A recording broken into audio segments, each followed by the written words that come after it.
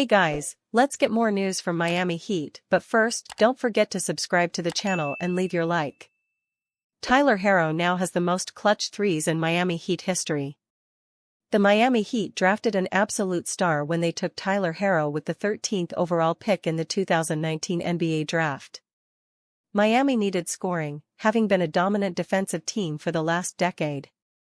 Herro gave them that spark, and former Kentucky Wildcats star Bam Adebayo has continued the legacy on the defensive end. As for Herro, he has continued to improve in almost every season and is at career-high levels across the board. He is averaging a career-best 22.7 points per game, a career-best 5.7 rebounds per game, and, you guessed it, a career-best 4.4 assists per game. However, what has transcended his game even further has been his efficiency and three-point shooting. Herro is shooting 44% from the field and 41.1% from deep. He has tallied at least 4 triples in 5 of his last 8 games. Going 4 for 11 from deep, including 2 key threes in overtime against the Nets Monday, Herro secured the top spot in the Miami Heat's illustrious history for clutch threes, which are either in the last 2 minutes of a game or overtime. Herro is just 23 years old, so he has a chance to absolutely shatter the previous high as well.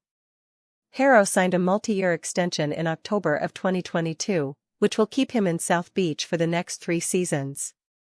The record is his, and he will likely widen the margin quite a bit in the coming years.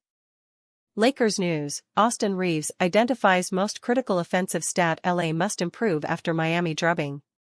Your Los Angeles Lakers are one of the NBA's worst three-point shooting squads. LA ranks 19th in overall triples taken, 35.7, and their 30.4% conversion rate ranks dead least. The shooting reached its nadir 2 weeks ago. LA's January 4th loss at the hands of the Miami Heat was marred by one of the worst three-point shooting games in NBA history, with at least 30 attempts. LA knocked down just 4 of their 33-point attempts, good for just 13%. This disastrous shooting game was magnified by the Heat playing a zone defense, which makes it harder to generate looks inside the arc, and instead, makes it easier to get open looks on the perimeter. The NBA features far less zone now than it has in the past, largely due to the prevalence and capability of three-point shooters across the league.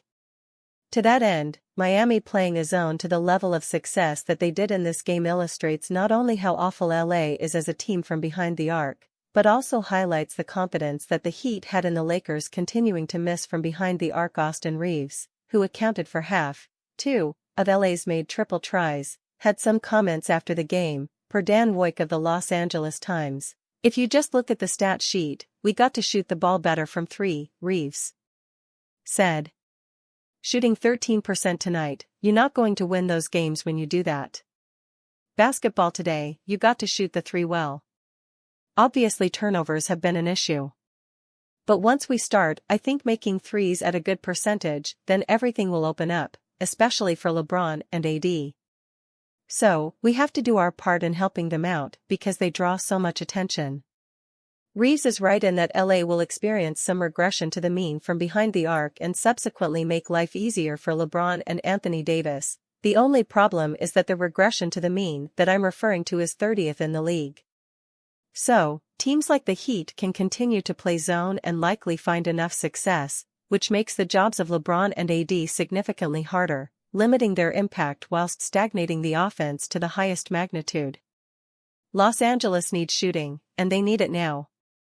Unfortunately, with how this roster is constructed, they'll need to seek it out via a trade. Austin Tyler Reaves, born May 29, 1998, is an American professional basketball player for the Los Angeles Lakers of the National Basketball Association, NBA. He played college basketball for the Wichita State Shockers and the Oklahoma Sooners. He joined the Lakers as an undrafted free agent. Reaves attended Cedar Ridge High School in Newark, Arkansas.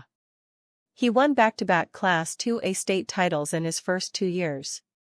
Reaves scored 73 points in a triple overtime win over Forest City High School. Trade rumors: Warriors, Gafford, Nets, Heat, Murray, Pelicans.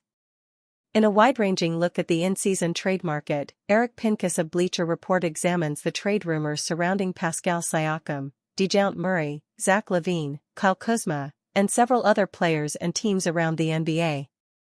Among Pincus' most interesting tidbits?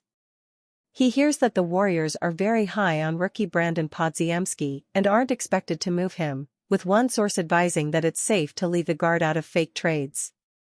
Pincus also notes that while the Wizards have several intriguing trade candidates, including veteran guards Tyus Jones and DeLon Wright, they've set a greedy asking price for center Daniel Gafford, who is on a multi-year contract.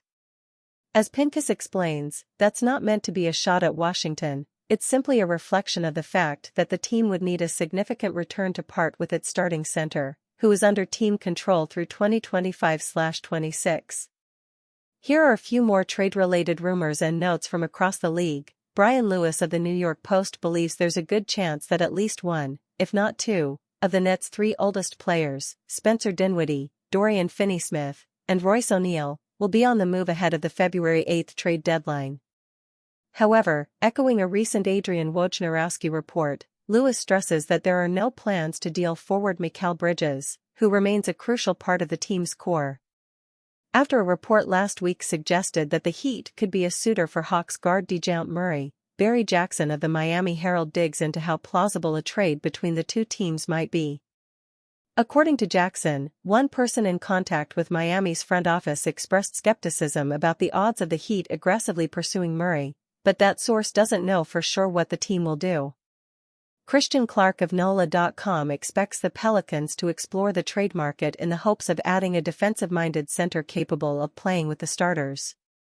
As Clark explains, that would make the team more comfortable starting more offensively inclined players at other positions. And you fan, what do you think of the Zach Lavine situation? Leave your opinion in the comments.